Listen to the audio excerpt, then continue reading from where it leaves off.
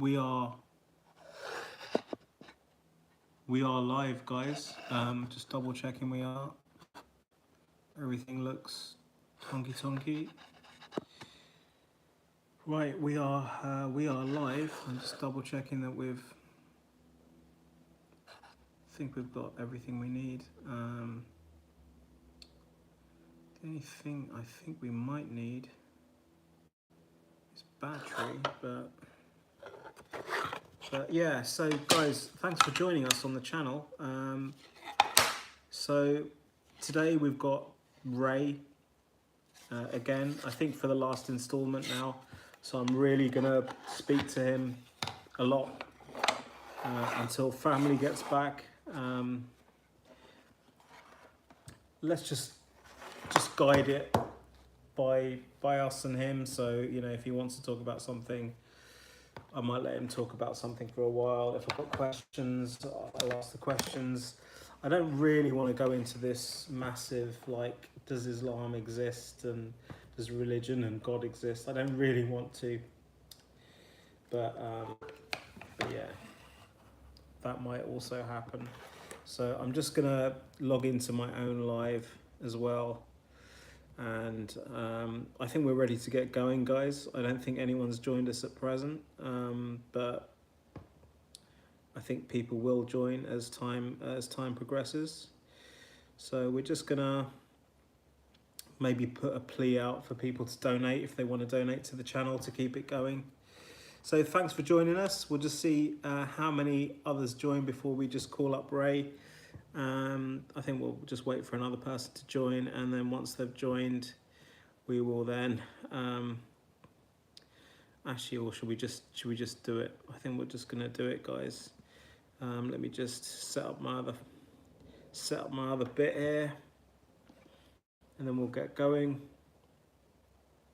So we want to put this on here like that. And obviously I understand you don't see my face at the moment, and that is a bit of a bummer. If you want to see my face, I mean, I've put it so many times on my channel. So that's all you need to do. Just go to my channel and just have a look, and you can see who I am, what I look like. There's so many different times I've done that. Right, so we're going to call him up now and take it from there. See how this goes.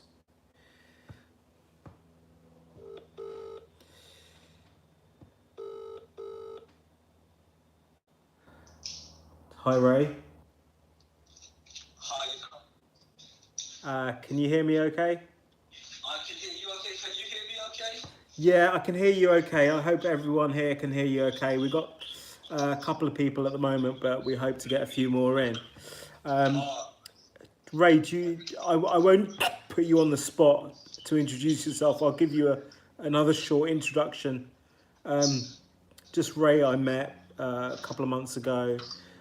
We were traveling somewhere, and I noticed he was praying, and I just spoke to him a little bit, and I had this feeling in my heart that what he was saying was, no, let me put this. I felt more about him personally, that he was a true man, that he was an honest man, and he knew that I knew if I asked him something, I really felt he'd give me a straight answer. I felt this was a man who didn't fear anything. I felt this was a man that was I could ask him a question. That's why I asked him, would he come on my channel? And he's agreed to it. I think Ray knows I'm an atheist. I've told him that before. I don't believe in any particular religion. Ray is a Muslim. Ray's told me a bit about his past, that he's been in trouble before, he caused a bit of trouble, and he's got a few mental health issues, or had a few mental health issues. And yeah, I just want to introduce Ray to the channel. Thank you for coming on. Sorry that was a bit of a rambling one. You're very welcome on this channel, Ray. Yeah, sorry, yes. Sorry, mate. Obviously, I am multitasking. I'm just getting. Yeah, So, that's yeah, so I heard most of what you said. Just the end bit. What did you say on the end bit?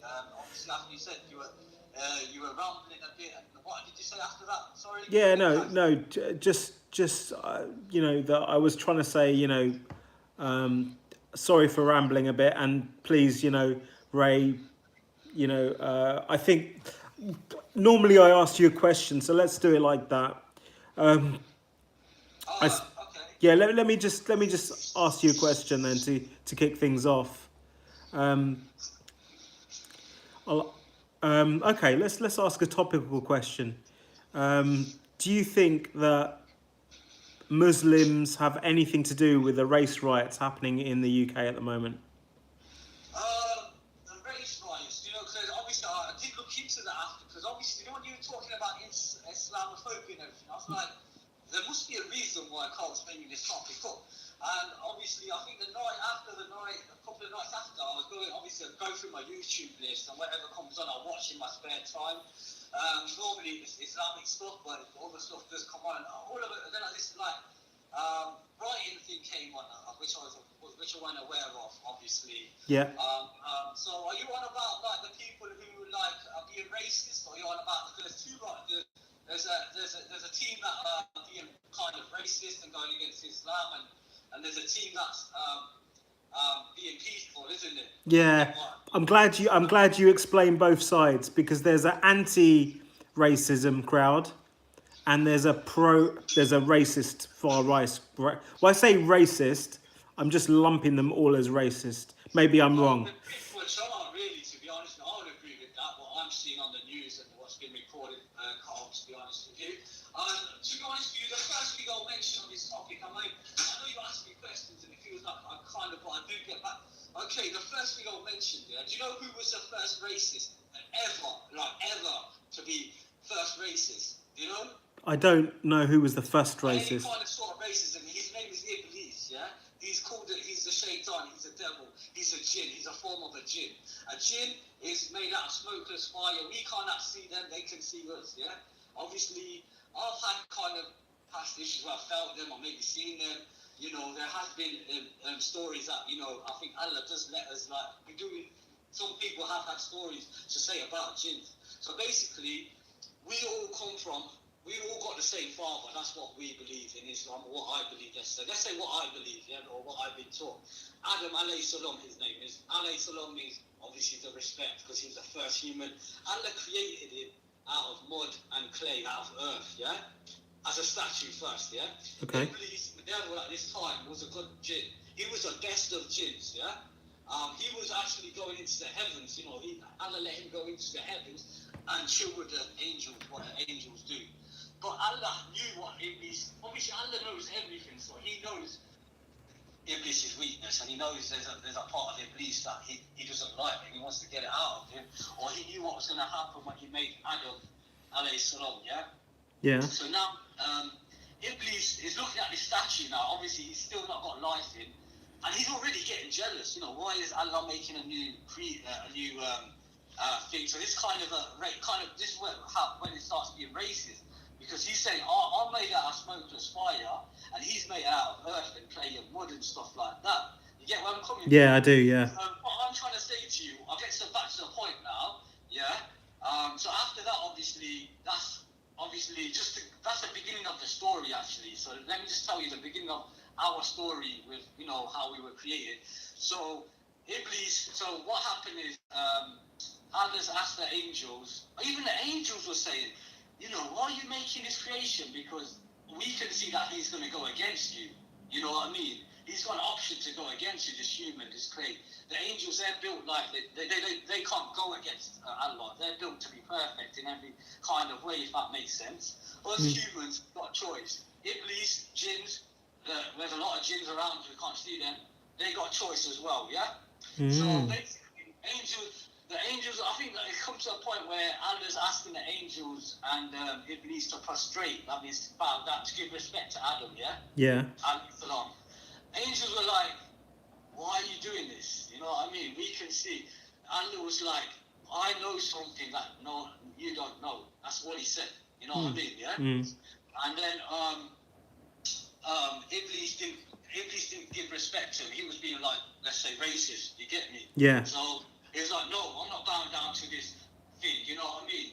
And that was when Allah's like, look, I don't know, you know, I don't agree. I don't think you're good anymore. He sent him back to earth. And then Iblis made a prayer, because obviously he said, he made a prayer to Allah saying, give me a life to the end of time, and I will show you these humans, they can be bad. They will go against you. I will make enough humans go against you. So am I getting to your point? This is why these rioters, I think they're controlled by Iblis. They're persuaded by Iblis. You know what I'm trying to say to you? That's his job.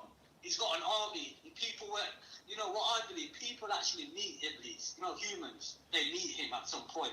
I've heard his throne is somewhere above water. He can obviously stand above water, you know what I mean? Wow. So, you know, humans meet him, work for him, jinns work for him, you know what I mean? They kind of persuade, Iblis kind of persuade him, you know, how his mindset is to go against Allah, if that makes sense, if that's answered your question. Yeah, so what just to summarize, so you've got this Iblis who is made out of smoke and fire, and he has a choice. Smokeless fire. Oh, sorry. Iblis. Iblis. It's the end bit of the fire. You know, there's a white bit of the fire. Apparently, it's the end bit of the fire. Yeah, these jinns are made out of them, yeah. Okay, so the Iblis is one of the jinns, and he's made out of smokeless fire. And he's got a choice, just like humans have a choice. Well, he did have a choice. He's pretty much made his choice. That's it. He's cursed for life now, till the end of time, till Judgment Day. You get it? Unless I'm not sure. That's sorry to interrupt you, but yeah, as far as I know, he's cursed till the Judgment Day. He's agreed to live till the end of Judgment Day to prove to Allah that he's going to mess up as many humans as he can, make as many people sin and go against him, you know what I mean, and take him to the hellfire. So yeah, sorry, I'll let you carry on down, sorry. Yeah, so Iblis has basically gone against Allah, and he's come down to earth, made a prayer to say that he's going to turn as many humans against Allah. And lots of humans are following, according to what you're saying, following Iblis. They need Iblis, according to you. And you think that the rioters, the racists, are following Iblis. Personally, I've got a feeling, you know, the people that are leading them rioters, you know how the people starting them riots are? Yeah. They're probably like, Iblis is like, part of Iblis' army. Right. You know, just kicking things off, you know what I'm trying to say? Yeah. It's caused a lot of problems. And what are they attacking? I've heard they're attacking mosques where people pray. And obviously, that's like a mandatory thing that we need to do. So he's trying to keep, you know what I'm trying to say? Yeah. So,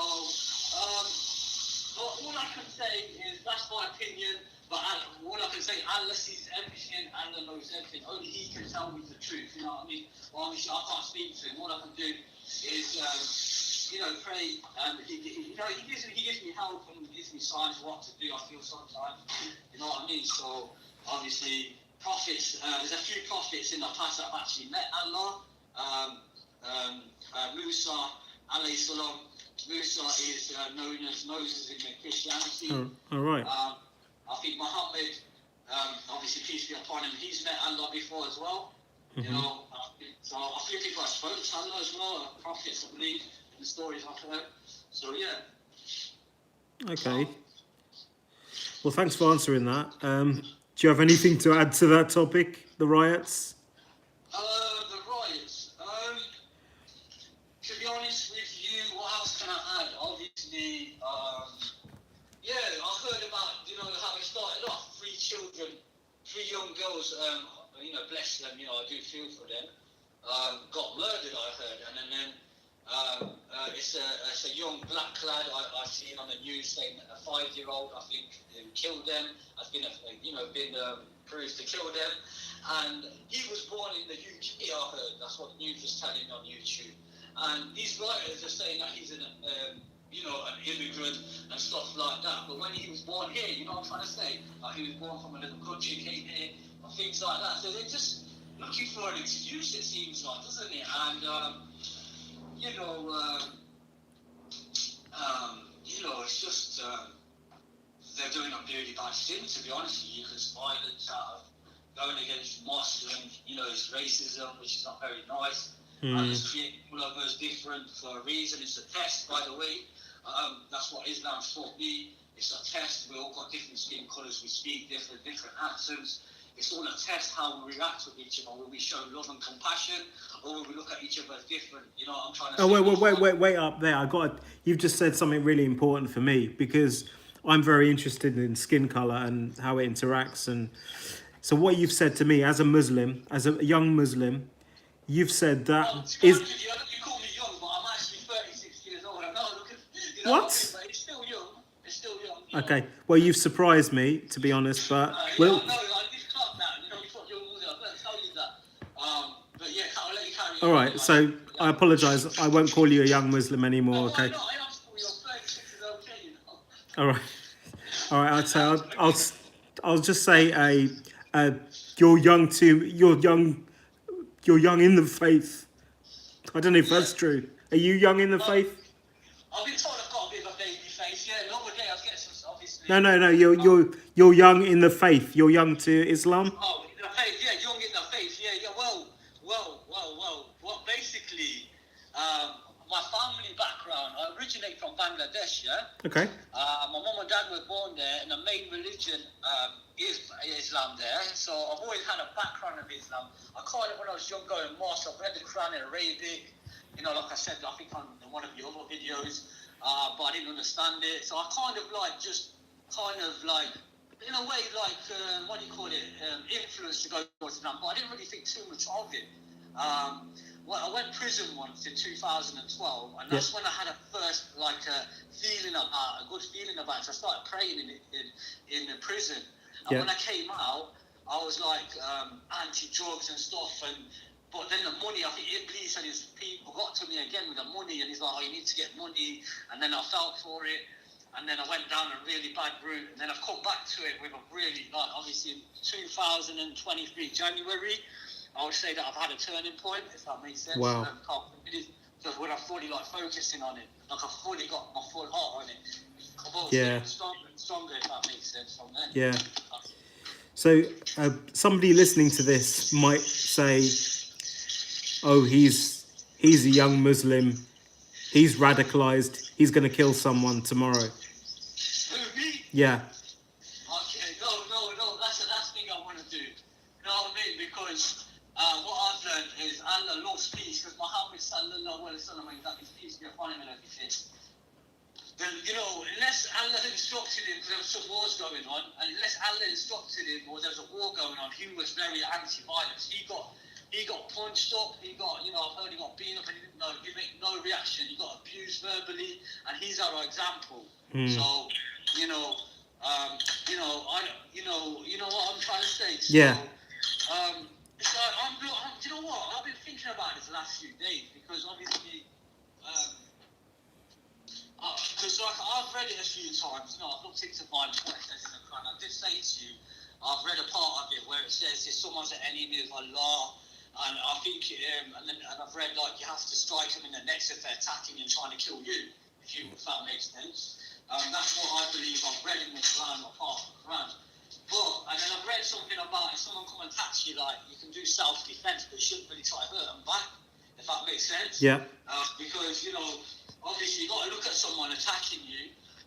They're probably influenced by Iblis, they've probably got no knowledge. So they're Allah's creation as well, so you don't want to hurt them, you know what I mean? You need to try and make them understand that they're doing something wrong, instead of, killing should be the last resort. That's what I believe at the moment. Yeah.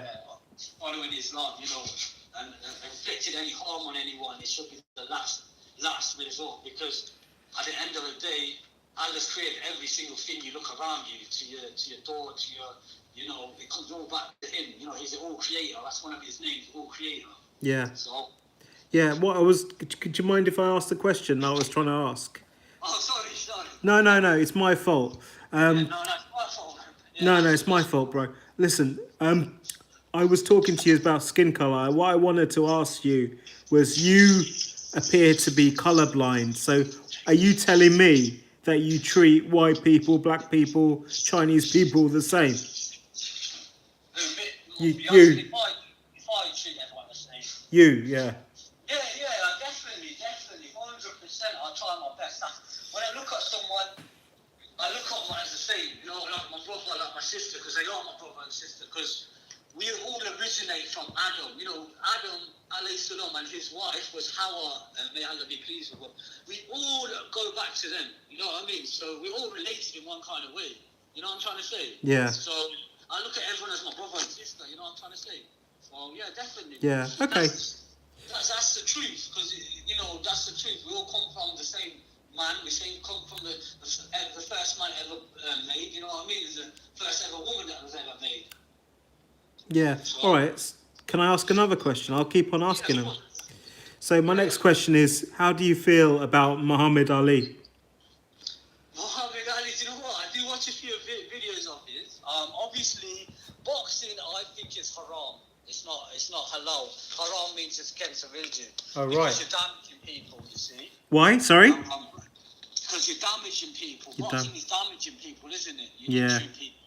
And I believe what I've learned is boxing is haram. I mean, I would say that with my full heart. And I Wow. always wanted to box.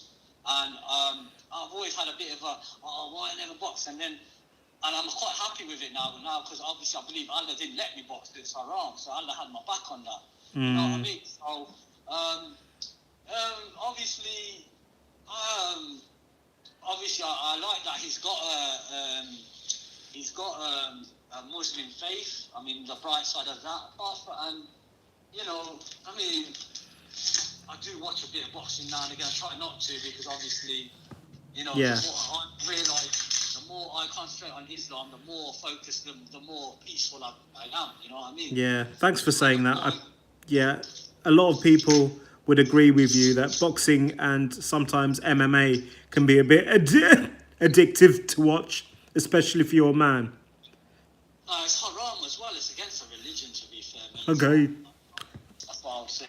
Yeah, that's good. So, why do you think Muhammad Ali turned to Islam during college? Sorry, I'm just eating now as well. That's all right. I'm gonna eat as well, mate. I didn't even know that, to be fair. So that's new information to me. Yeah. I mean, it's just like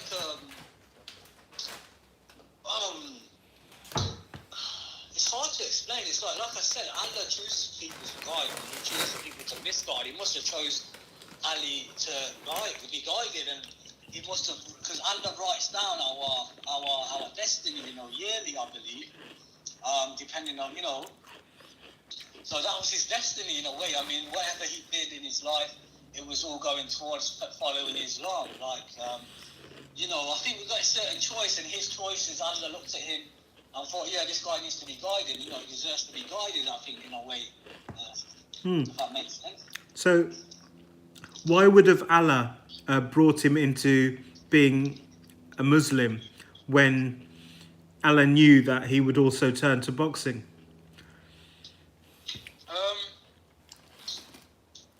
Because Allah knows, but what I can imagine, he still had a choice after turning Muslim, and he obviously had a passion for boxing in his heart. And Allah maybe thought it's a good way to, you know, a lot of people watching, you know, so I'm not sure, to be honest with you. You know, we've got a certain amount of choice as well, I believe. So obviously he's used that certain amount of choice to choose boxing over the faith, you know what I'm trying to say? Yeah. Do you think Muhammad Ali would be in heaven or hell now? I can't say. No one's in heaven and hell at the minute. I don't think no one goes, as far as I'm still learning, but as far as I've learned, he'll be in his grave at the moment. His soul will be in his grave. He'll be feeling the grave. What does that mean, feeling the grave? Because this body is temporary, isn't it? And Okay. the soul comes out. The soul comes out the body. I'm not sure how it works, to be fair. I think it's the soul. Yeah, I think it's or is it like his body? I'm not sure about that one. But I know in the grave, people are waiting in the grave till Judgment Day, and obviously, if you've been a bad person, it's going to be a bad experience, you know. But in the grave, you know, the deeds can get better as well. So, for example, say Muhammad Ali, for example, he's in his grave right now. The only way his grave's going to get bigger and make a way to Jannah, to heaven, because obviously when you're in your grave, you kind of feel if you're going hell or heaven, because you kind of see a part. You either, it's either smelling of heaven or you can feel the fire, if that makes sense. Yeah. And it can change though. Your status, your ranking can change.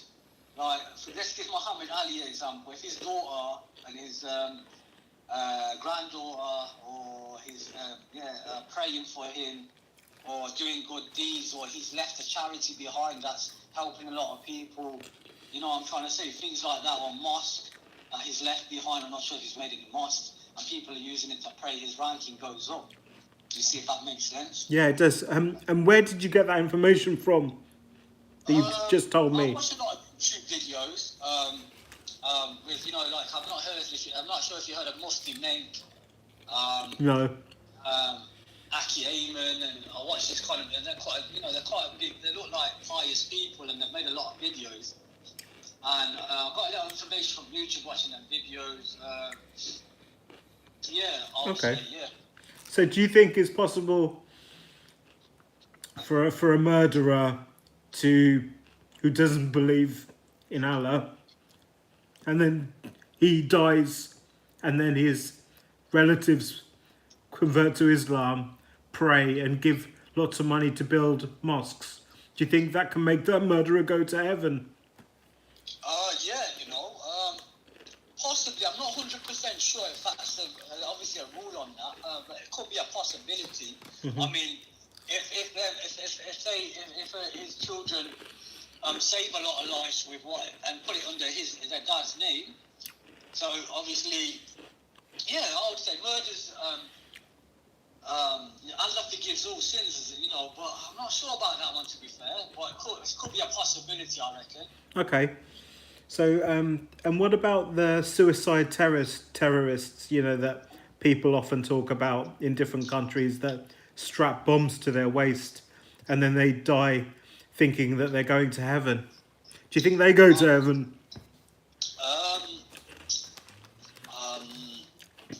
You know what it is? I have learned martyrs, they're called. Islamic martyrs, they go straight to heaven, yeah. But it depends what was a suicide and bombing about, the story behind it. I mean... Well, I don't know, when Iraq was occupied by the Americans in Gulf War II, and you got Iraqi civilians just strapping bombs to themselves and approaching... If they're civilians, then no, they won't go to heaven, I don't think. They won't be in the ruling of a martyr because they're killing innocent civilians, if that makes sense. No. They are civilians and they strap a bomb to themselves. They feel they're under attack. Then they go to the American soldiers and detonate the bomb. Well, if they were enemies of Allah, then obviously, then yes, you know what I mean? Yeah. If they were enemies of Allah, if they were against the religion and everything, they were causing harm to the religion. Yeah. Then I guess they would, possibly they will. But then if they kill 3 American soldiers with one suicide blast, how does that man who blew himself up, how does he know those 3 soldiers were against Islam? Exactly. So that's his responsibility to find out, and Allah's decision to decide, obviously, if he's a martyr or not, or if he's just bombing anyone he wants. Okay. So at the end of the day, Allah can decide. You know what? The real court, how I look at it, you get courtrooms, the real courtrooms in front of Allah on Judgment Day. He accounts every single little deed he's done, every single little thing he's done. He's written everything down. Like I said to you, we have 4 angels constantly with us, and then one is right, everything we do, and the right, that's good. The one on the left's right, and everything we do bad. And like I say, Allah's trying to favour us by the one on the right, what we're doing everything good. I think he times it by a certain amount. I believe it's 10. And the one on the left who writes everything bad, he's controlled by the one on the right, kind of thing. He's in charge, and he tries to, if we've done something bad, he'll be like, wait up, don't write it down yet, wait till if he repents or he asks for forgiveness for it. If that makes sense. So, if I understand you correctly, you're saying that Allah writes down all everything you've done in your life, and then on Judgment Day, he'll make the final decision. Yeah. What else I've heard is on Judgment Day, I think you get a book in your hand, and the first line is, I'm not sure when you get given this book, but if your book book is given in your right hand, that means you go in heaven. If your book is given on the left hand, that means you go into hell. And I think in this book, if you open it, it's got every single thing you've done in your life. And the people that obviously are bad people, I've heard, they'll be getting nervous and they'll be like, oh my God, I can't believe this and stuff. And they've written out every single thing I've done. Okay, that makes sense. So so you've explained that very well. So my next question is, how does Islam see your parents? Do you know what? This is how it works. I always look at it this way. It always sticks in my head. First is Allah. So whatever you do in this life, always put Allah first. This is advice Islam gives you, as far as I know. Yeah. Allah is first. Always put Allah first. Whatever you do, just my trick is always think of Allah. Whatever I do, and you know, I'm not perfect myself. You know, like one thing I'm trying to work on. I smoke cigarettes, and it's against religion, obviously, self-harming. And obviously, I always ask for Allah for forgiveness now every time I smoke a cigarette, for example. And then it's your mum after Allah. Then put your mum after that. Why your mum and not your dad? Just I think there is an explanation to it. It's like your mum's carried you for 9 months. Yeah. You've got special attachment with your mum. You've been inside your mum. You know what I mean? I know your dad's made you, without semen. Yeah.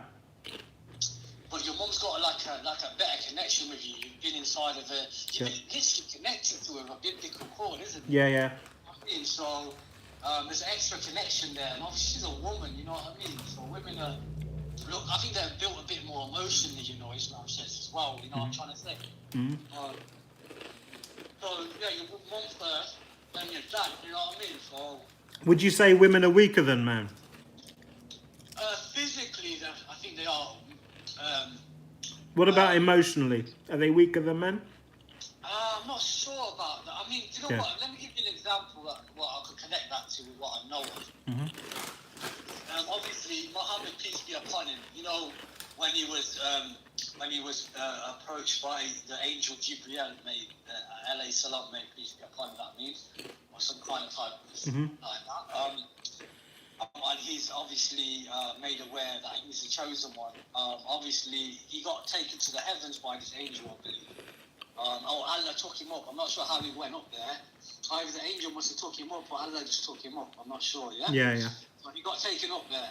So he was showing like Allah was showing him maybe what's going to happen in the future or something like that, I believe. And he looked in the hellfire, and there was a lot of women in the hellfire compared to men. He was saying, I think, something like that. That's what Allah told the Prophet Muhammad, peace be upon him. No, he was. I think Allah was showing him the hellfire, what it's going to be like, or something like that. Because I'm guessing no one's going hell till Judgment Day, as far as I know. So it must be like Allah was showing him the future, if that makes sense. Yeah. And, he went in the hellfire and he looked inside, and there was a lot of women, he was saying, compared to men. Who said that? Muhammad, peace be upon him. Okay. So, did he write it down in the Quran? That he saw that? As I can say, possibly, I'm not sure. So where did you get that information from? Where did you hear that from or see that? I've heard it in videos. I'm not sure, to be honest. I think it must be a video or some kind of hadith. Yeah. Obviously, I know you asked me what a hadith was. I looked into it, by the way. Go on then. And what I've found out, just to clarify, it's an action or saying by Muhammad, peace be upon him. You know what I mean? So, okay.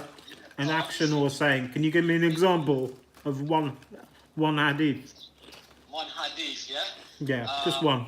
Anyone. When you always look at someone who's got less than you. Always do what? Always look at someone who's got less than you. Do you know when you're feeling like you're hard done by? Yeah. Or you injured your leg, for example. Look at someone who hasn't got legs. You know what I mean? Or someone who can't eat. You know what I'm trying to say? You got food. You know what I'm trying to say? There's always someone worse off than you, and always think about them when you're feeling a bit hard done by. You know what I'm trying to say? Right. So if you're really feeling down in the dumps because you've got no money, think of the people that got no money and no roof. No food. Yeah, exactly. There's always someone. Well, at the minute, I think there's someone less off than me. I would say. Is there someone less off? the new Cole, you say? Oh God, yeah, Exactly. So yeah, that makes sense. So yeah. So back to the hellfire. The reason that Muhammad, peace be upon him, said that mainly his wives, sorry, his women are going into the hellfire because they've been unappreciative of their husbands, or they are being rude to their husbands.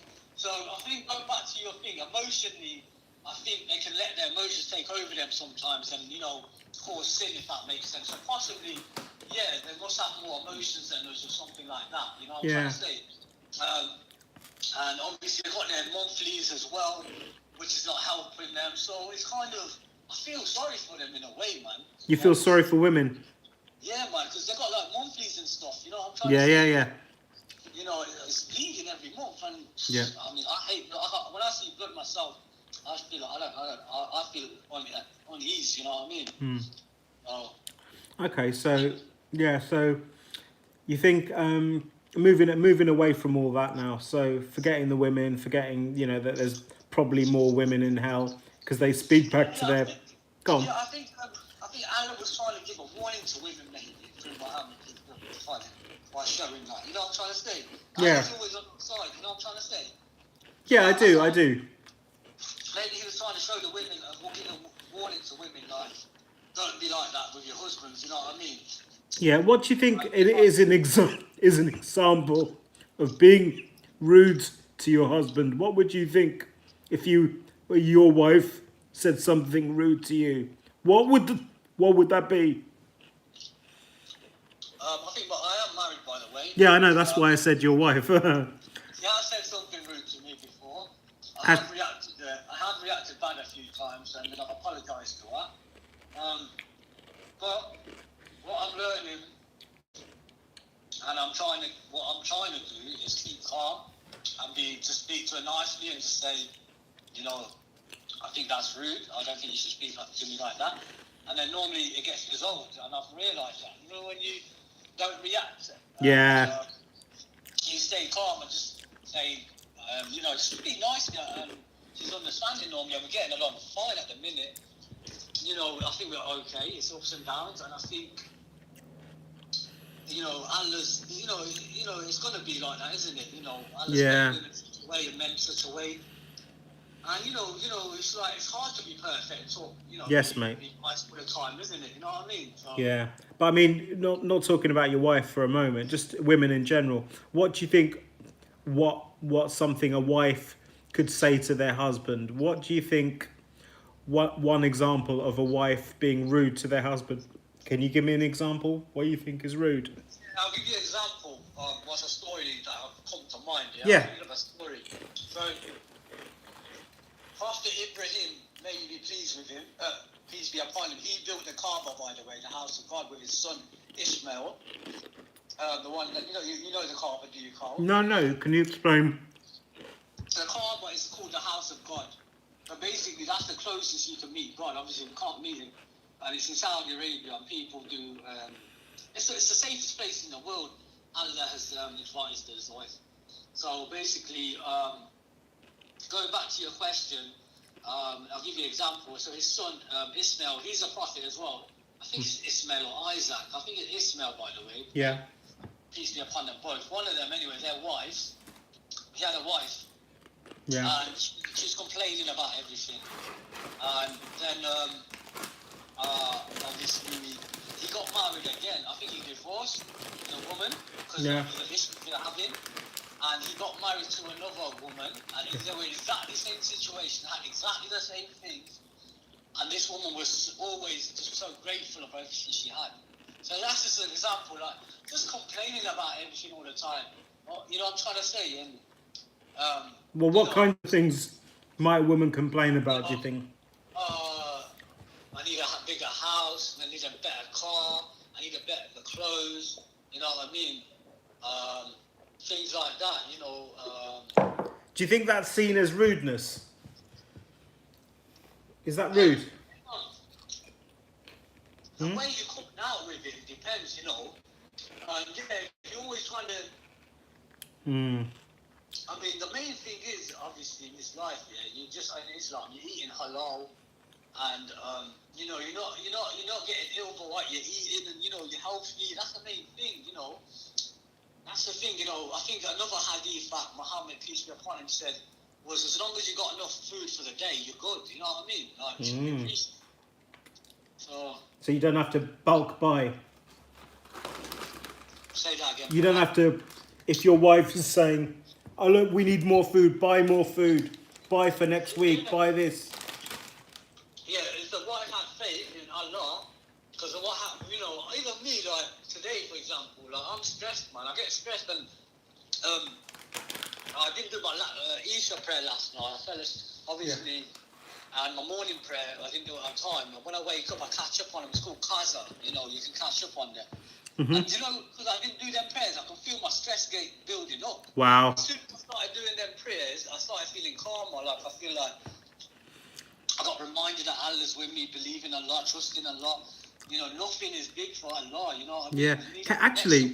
Can you talk about the first prayer of the day? Can you talk about what you Muslims call it, the name of it, and roughly can you translate in English what you say? That'll be really helpful. Well, all I know, the first beginning prayer is called the Fajr prayer, and it's Fajr. I'm not sure of the definition of that prayer, to be honest. I could look into it. What time in the morning is it? This prayer, it starts around dawn time, if that makes sense. Is it the first prayer of the day? Say again. Is it the first prayer of the day?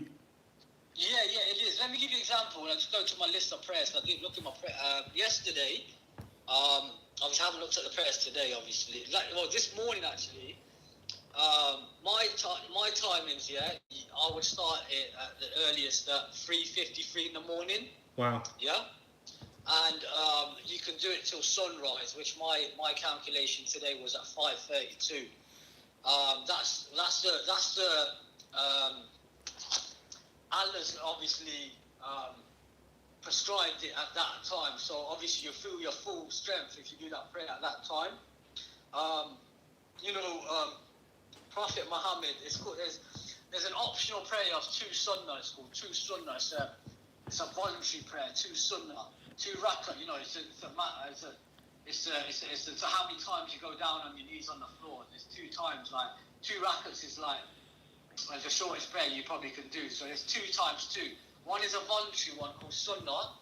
The top voluntary one is called sunnah, and the one that you have to do is called fard.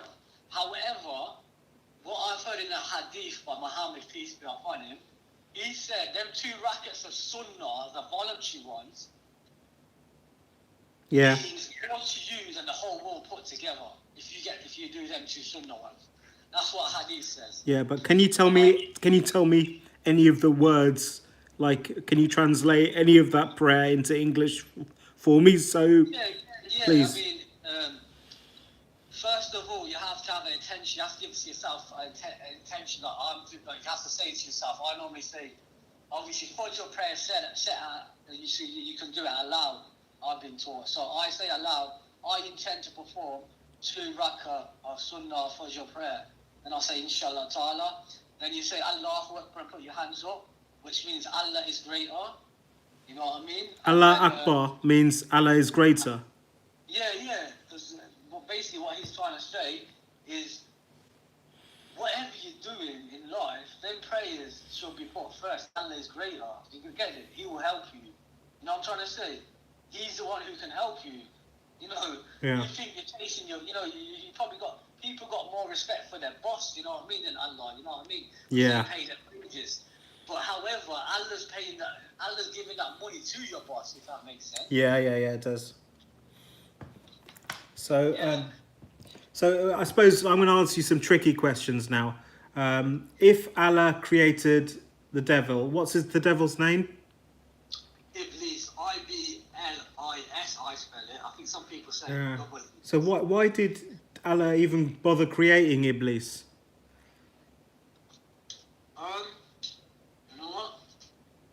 It's a good question. What comes to mind, obviously, again, we've got a certain amount of choice I think Allah gives us. You know what I mean? Yeah. So I'm not sure if he knew Iblis is gonna. I think he is all knowing. So I mean, It's like I'm not sure. He knows best. I mean, maybe. You know, he just wanted to see. He wanted to see these humans. He wanted to make a creation like us and give us a test. You know, obviously, like the angels when they asked him, you know, why are you creating Adam when alayhi salam when you know we've got us, we pray to you, we can't do nothing wrong. This person can do you wrong. Yeah. He's All like, right. I know something that you don't know. So it's just that saying that Okay. sits in my mind. That's a really good answer. Really clever. A faithful answer, an honest answer. I'm going to ask the next question. Do you think there are aliens on other planets? Do you know what? I think possibly. I mean, there's other planets. I'm thinking maybe he's got other planets as well. So you think it's a possible thing? I'm not sure, to be honest with you. All right, that's a good answer. Another question then. Another question. Do you think if there were humans 2 million years ago, do you think those humans would have practiced Islam at all 2 million years ago? Oh yeah. Huh? Well, you said humans 2 million ago. Yeah, maybe. You know what? You just made me think. That's what I'm trying to say. So there might be. Yeah, you never know. Yeah, it's possible, isn't it? But the only problem with that is the Prophet Muhammad, peace be upon him, wasn't born 2 million years ago, was he? There might have been another prophet then. True. No, so Before Abraham, there might have been another prophet. Ibrahim. I'm not sure if he was the first prophet, but No, I mean, you know, before the first, you know, there might have been another one. Another generation, possibly. I'm not sure, to be honest. All right, that's a good answer. So another answer. I'm going to give you strange questions now. Do you think a dog has a soul? A dog? Dog. I'm not sure. I think No, that's fine. That's a good answer. I love your honesty, bro. I love your honesty. I've not had that come across my. All right, let me put this to you then. Why do Muslims not eat pork? Obviously, Allah knows what's good for us and what's bad for us, and He's made that specific rule. So That's not good for us. And I've seen, like things come up like pigs got a lot of dirt in them and stuff. Yeah. Well. Okay. So obviously, you got to follow what obviously our Prophet Muhammad. Okay. Advises, because Allah knows what's good for us. Okay, that's a good answer. Next question: are all Muslims circumcised? Do you know what? I'll give you an example. I'm circumcised. I Yeah. was lucky enough. I was young enough. I got it done. I used to have a mate who used to call himself Muslim. He was half Jamaican, maybe 3/4 Jamaican, and then 1/4 English, something like that. Yeah. And he wasn't circumcised, but he used to go to the mosque and pray. And I was like, "Why don't you get it done?"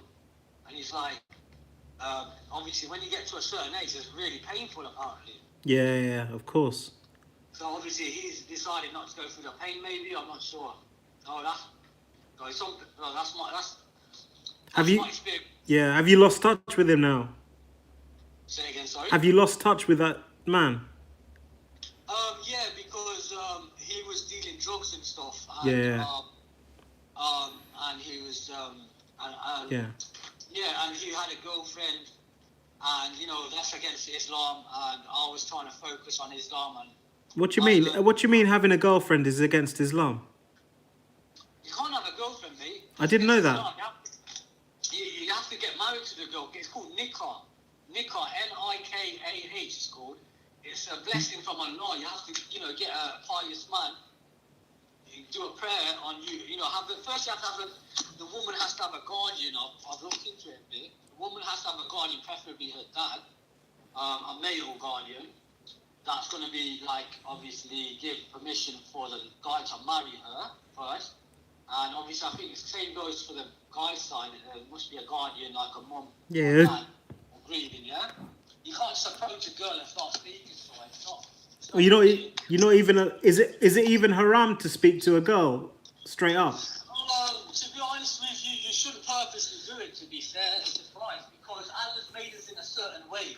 You know, that's what women, you know, Muslim women, Yeah. they wear the hijab, you know, they're covered up. Yeah, yeah. So, because Allah's made us, you know, when we see women, even our feelings, you know, when you see a doll, and you can see their face and their beauty, Yeah, yeah. and you can see their body shape, you know, you get attracted to them. Of don't course. You lose focus. Of The course. reason being is Allah's made men in that way. When they see women, they start losing focus. They start, you know, wanting. Like, for example, apparently this is what I've heard. You know, when Adam was the first ever. Let's go back to the first ever woman man thing. Yeah. So Adam alayhi salam was first created. Hawa wasn't created. That was the first woman. And then Allah decided to make Hawa all of a sudden. First time Adam alayhi salam seen Hawa, he wants to go grab her and touch her. And Wow. Allah was, don't do that yet. You have to marry her. You know what I mean?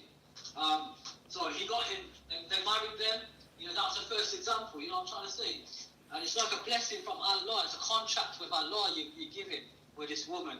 You know, so you know what I'm trying to say. Yeah, yeah. That's news to me. So what you're saying is, you don't see many Muslims in discos dancing and trying to flirt and fuck girls. Mate, some people class themselves as Muslim. I used to class myself as like, I used to go clubbing and stuff. You know what I mean? So you know, it's like, do you know what it is, brother? It's a hard one, man. Like, some people can call themselves Muslims, but they don't pray, and they go drinking, and they do drugs, like the guy was on about. My mate, he was selling drugs, and he was smoking weed, and, you know... So you know plenty, you've met plenty of Muslims that aren't really Muslims.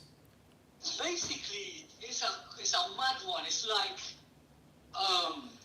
to be honest with you, you can believe in Muslim, like Islam, but it's hard for you to, like, follow the rules, but you actually believe in it, if that makes sense. Yeah, yeah. Not at that stage at one point after January, like right now I am in a way, I'm smoking cigarettes, and that's against the religion. Is it haram to smoke cigarettes?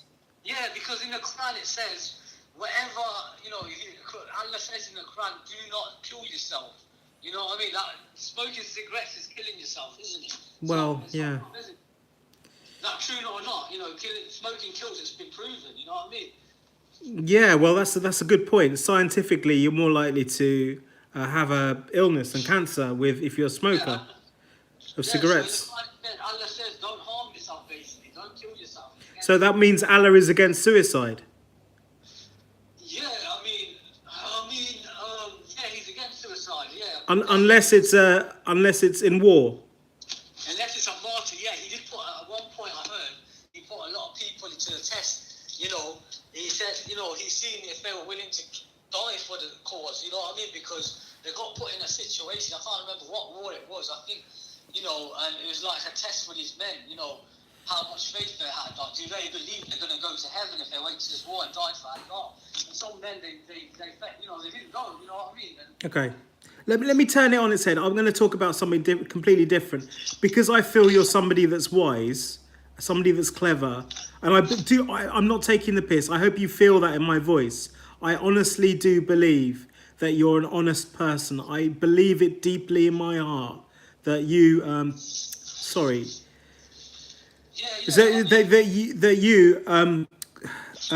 you are an honest person. I do really believe that. I feel that strongly. I feel it's stronger, almost than my family. I feel like what you say is going to be true. If you don't know something, you're going to say, sorry, I don't know. You've showed that many times in this interview and previous 2 interviews.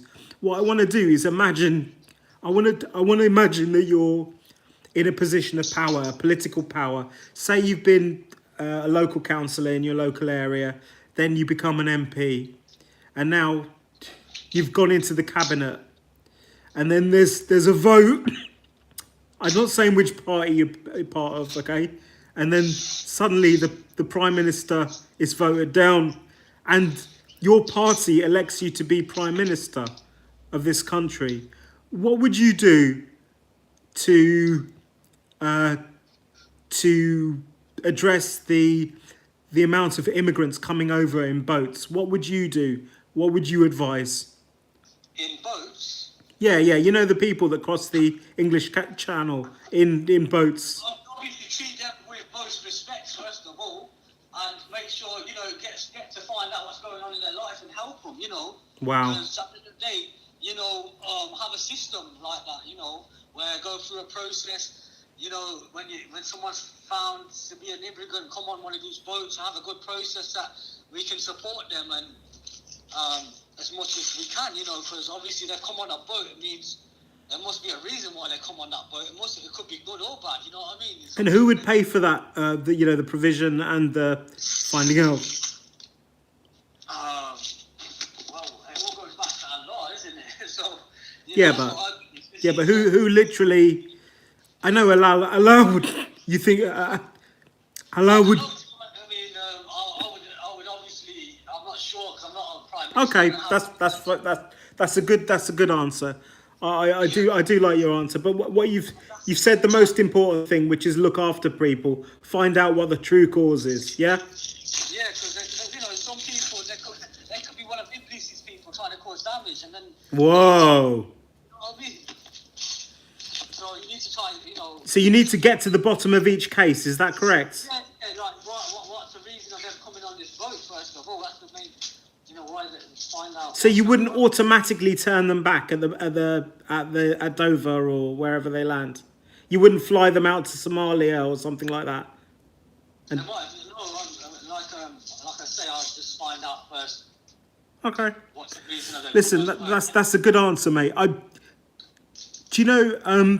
Is there anything you want to tell me about your love for Allah or the Prophet Muhammad, peace be upon him? Anything like that? No, I just want to confirm one thing that I said on my video, though. Yeah. About Aisha, may Allah be pleased with her. Oh yeah. Tell me about. From what I understood, she was 6 when they were married and 9 when he consummated the marriage with her. Yeah, that's what I've looked. That's what I found. What does consummated mean, by the way? Yeah. So when you're married, you plan to obviously have babies at one stage. That is generally speaking why people get married. Not all, but some see it as an economic thing and a commitment, regardless of children.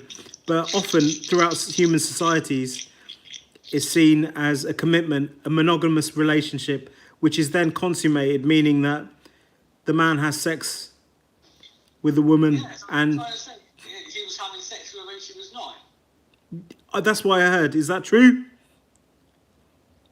If that's what that word means, and that's what I've been written down as well, which is a bit strange. Have you seen that written down as well? 9. I think so. Yeah. To be honest with you, I mean, I look up my information on that on Google and stuff like that, which is very reliable, isn't it? Well, yes and no. Okay, well, I find it really reliable, but I'm not sure. I've not seen a hadith or anything. Okay. I'm not But sure. you've checked it on Google and you've seen Muhammad, peace be upon him, consummated marriage with an underage girl at 9 years old. Had sex with her, basically. Is that correct? Well, I'm not sure. Well, you're telling me consummated means that. Yeah, it does. That means that. 'Cause I wasn't sure what that means, and I was thinking about looking into that. Oh, well, that's what Google said. Yeah, and just to add to it, obviously, there's clearly that what I've looked into it. Clearly, something was looked at Aisha as special. She was made special by Allah. It looks like, yeah, and basically at a young age, she had like, you can see so much potential in her. You know what I'm trying to say? And Muhammad, peace be upon him, seeing her, you know, that she can be very helpful to him in his cause of Islam. And Allah even was saying, giving the permission, well, I think it was an order for him to marry her. Yeah. Because obviously Allah had a reason for that, which after was obviously shown because she helped a lot of people follow Islam. She read the Quran by heart. She became, as far as I know, like I mentioned in my other video, she's known as a mother of Islam, you know. Yeah. Okay. So there was a cause for whatever was going on there, you know. Yeah. So there was a cause, there's a reason behind it all. Is that what you're saying? Yeah. Allah planned it all out, isn't it? Yeah. So what you're saying, it's impossible that Allah was a impossible that Muhammad, peace upon him, was a paedophile. Impossible. Is that correct? I've not heard that, you know, he was having sex with her at 9. That's what I'm trying to say. face. Yeah, well, that's what consummated means. Mm.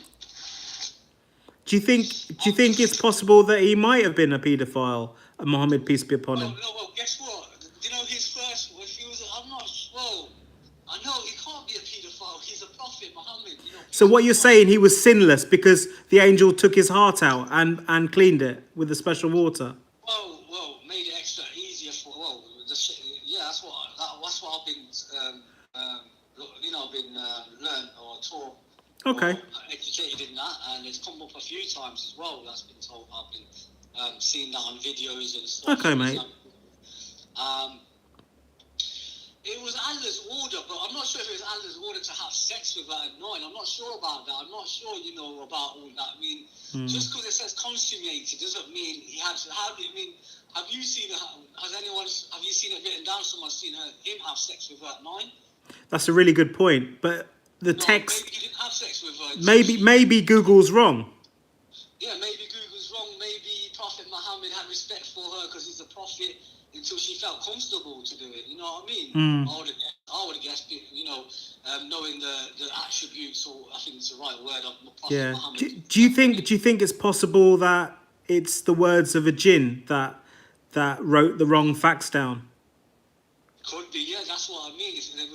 We've got the shaitan always trying to put us off Islam, and he looks at that as a go-to. Yeah. Did you know that kings of England, English kings of England, had sex and married underage girls? Did you know that? Well, that's totally different. No, I'm just asking you. Did you know that? Yeah, I've heard about it. Is it Andrew? No. I'm talking about people throughout English history, in England, kings of England marrying girls under 16 and having sex with them. Did you know that? I've heard a lot of things, yeah. There's a lot of paedophilia that's been hidden, and it all came out in a certain amount of year. A lot of people coming out. No, I'm not talking about in the last 50 years. I'm talking about in the last 200, 300, 400 years in England. Okay, well, I wasn't aware of that. Again, it's probably shaitan, the devil, doing his work and damaging people while they're young. Okay. You know what I mean? That's causing a lot of damage to people. Okay, do you think the age of consent is right at 16? As in, do you know what I mean? Or I don't believe you should have sex unless you're married to them, you know. And you're yeah, but what if in the past, say 200, 300 years ago, you were allowed to marry your wife at 14 and she was 14? Do you think that's correct? If it's in an Islamic way, and then it's obviously the woman, you're not forcing the girl to do it. She wants to do it. In 14, I think it is. I think it is allowed in Islam. To be fair. What, even today? But the parents have given permission. Even today? Do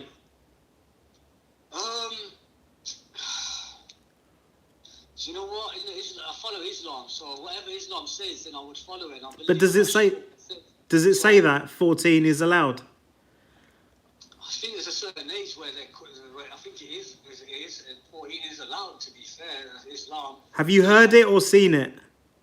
I'm not 100% sure, but what I've just memorized, just going through my head, that what I've been taught, is something saying to me that as long as the dad of the girls gave permission for that guy to marry her, and the guy's parents are happy with it, they're both parents of the sides are happy with it, and the girl's happy with it, and the man's happy with it, there's nothing being done wrong there, you know what I mean? As long as, you know, that's it, you know, I think it's about 13 or something. I'm not sure what the age is. I have to look into it a bit more, you know. Okay. So that's a fair comment. Maybe, I suppose the only other thing to say really is, because I'm getting a call through from my family now. So I'm thinking as well, yeah, that's all right. It's no worries. No. But listen, the fact of the matter is, unless I get donations to this channel to keep up the internet connection, this channel will be on hold. That means that I won't be uploading any new videos. So unless I get donations, I'll put a GoFundMe page out there, and I've put a I'll share that if you yeah. Yeah, so if you, one thing I ask, I don't know if you probably don't have the time to do this, but if you go to the community section of my channel, and then I want you to feel free, as my guest, I give you permission to answer any question anyone puts in your name, or you can create another account if you want. You don't have to. No, it's okay. I'll Oh, yeah, because you don't hide anything anymore. So just be yourself. Talk to anyone. If anyone says anything against Islam, you have, permission on my channel to say anything to them. You can comment as little or as much as you want, because for my mind, you're an honest person, and I mean that. Yeah. Just that's one of. I think that's one of the reasons that Allah's guided me, because I believe that's one of my good. Not to be big-headed, but Yeah. that's one of my good skills. Let's say. I don't like lying, and if I do feel like I've said a lie, I'll correct it or look into it a bit more. Yeah. Make sure going back to Islam now. Obviously, that's what I believe is the truth. Yeah. So, Even as a young kid, as a young boy, say like 10, were you quite honest? I'm not sure, because I did go through some trauma when I was a child. So, Yes. I think that's what's caused most of my mental health. Okay, bro. Okay, bro. I hear you, bro. My childhood is a bit blurry, if that makes sense. Yes, it does, bro. Okay. Yeah, And so, more respect to you and more love to you, bro. If I was here, I'd give you a hug, mate. I really would. I'd ask permission, but I do feel a strong connection to you, and I want to thank you for your time, mate. And you're very welcome on the channel. thank you very much to you, back at you, brother. The most, the same respect and more back to you. Yeah. You've been absolutely amazing. Thank you again so much for your time, mate. Really appreciate it. Yeah. Is there anything else you want to add? Any corrections you want to make, or? Yeah, just obviously, people. It's helped me a lot. I mean, I was in a bad way of life. I was doing drugs. I was doing, drinking and stuff, and I didn't feel nothing good about it. And then now I follow Islam. Everything just makes sense, and there's something. It all just makes sense. And there's something that you can find peace. I mean, what I mean. That's how we greet each other. Assalamu alaikum wa rahmatullahi wa barakatuh, which means may peace and blessings and mercy of Allah be upon you. That's what all religion is about. Following Allah and finding peace. You know what I mean? So yeah, that's all I would like to add. To be honest with you. Can you say that phrase that you've said again, really slowly, so that anyone can repeat it? What the Assalamu alaikum wa rahmatullahi wa barakatuh? Yeah, say that really slowly and loudly. Assalamu alaikum wa rahmatullahi wa barakatuh, which means may blessings and peace and mercy of Allah be upon you. Do you mind saying that again slowly 3 times, nice and loud? Yeah. Assalamu alaikum wa rahmatullahi wa barakatuh. So may peace, blessings and mercy of Allah be upon you. And then you're supposed to return it back to the person. It's like it's a must, you know what I mean?